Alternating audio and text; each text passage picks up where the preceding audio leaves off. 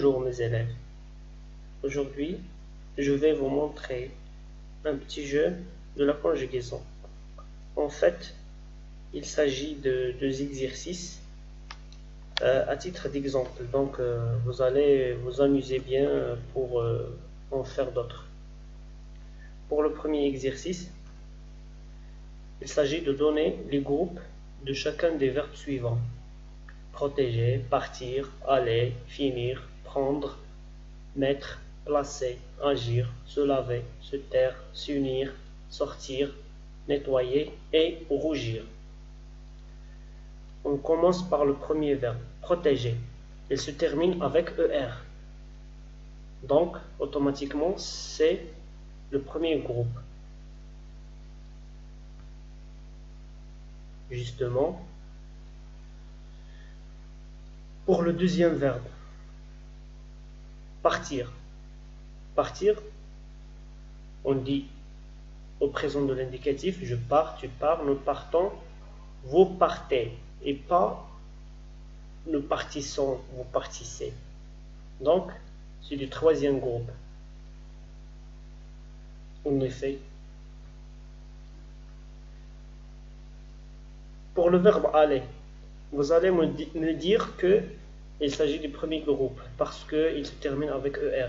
Mais non, c'est le seul verbe qui appartient au troisième groupe qui se termine avec ER.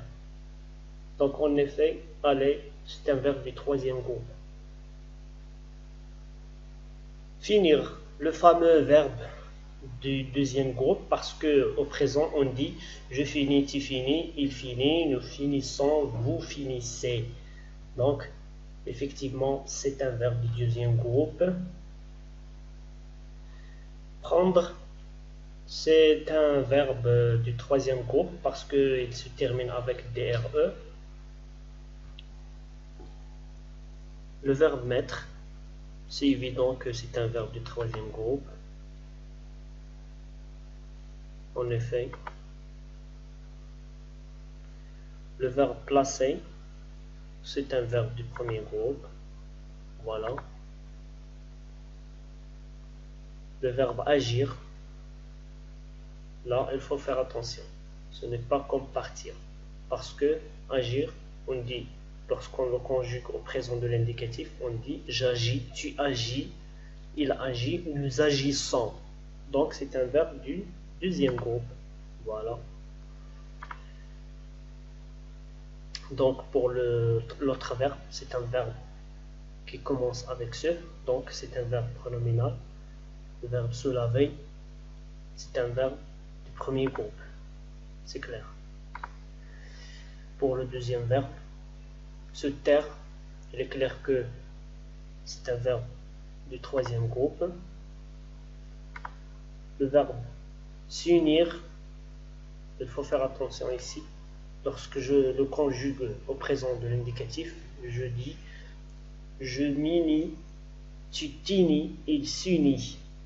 Nous nous unissons, vous vous unissez. Donc c'est un verbe du deuxième groupe.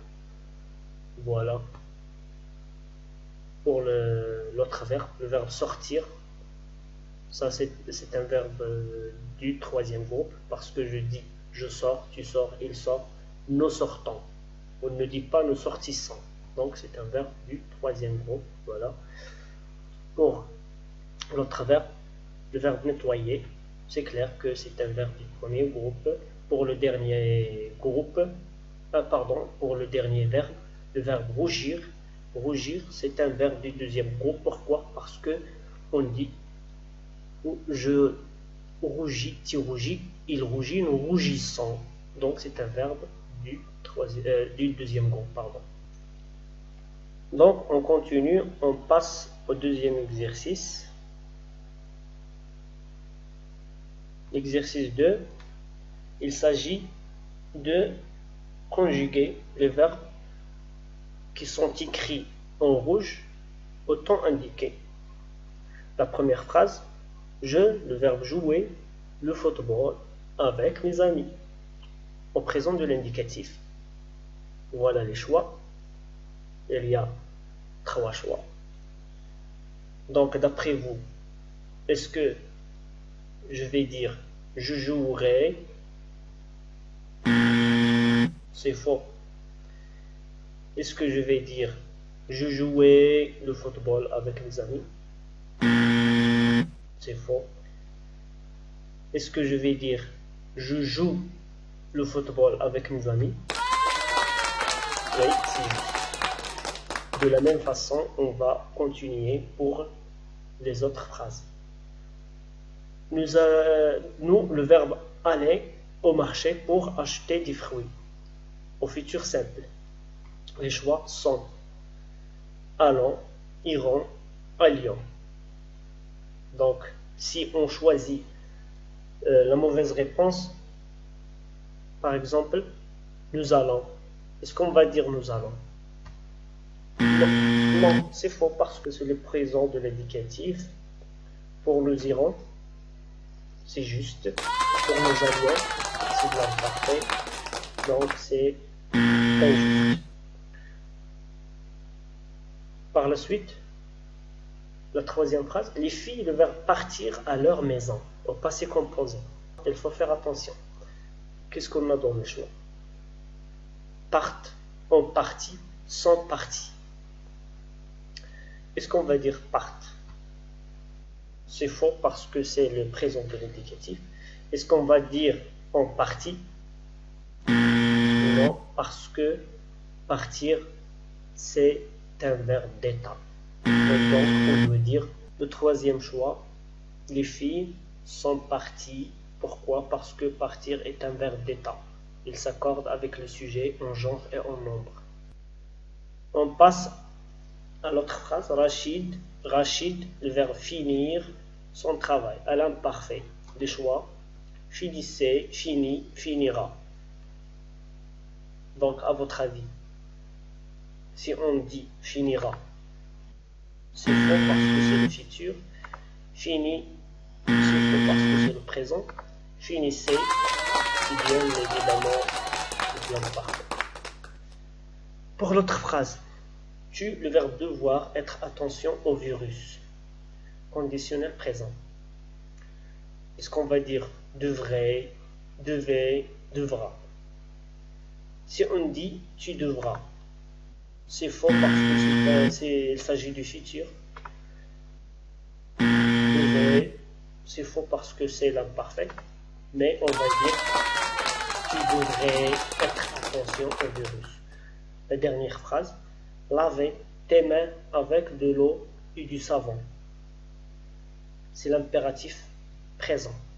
Laver tes mains avec de l'eau et du savon.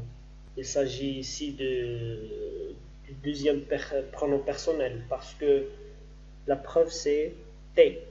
Donc il s'agit de tu. Il s'agit de tu.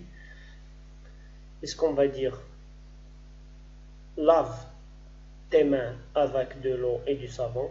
Laver tes mains avec de l'eau et du savon ou bien lave. Donc on va voir. Lave, c'est faux parce que ça, il s'agit du présent de l'indicatif. C'est faux aussi parce que de l'imparfait, il s'agit de l'imparfait. Mais on doit dire lave tes mains avec de l'eau et du savon. Donc on a fini, mais on pourra faire d'autres exercices prochainement. Donc merci pour votre attention.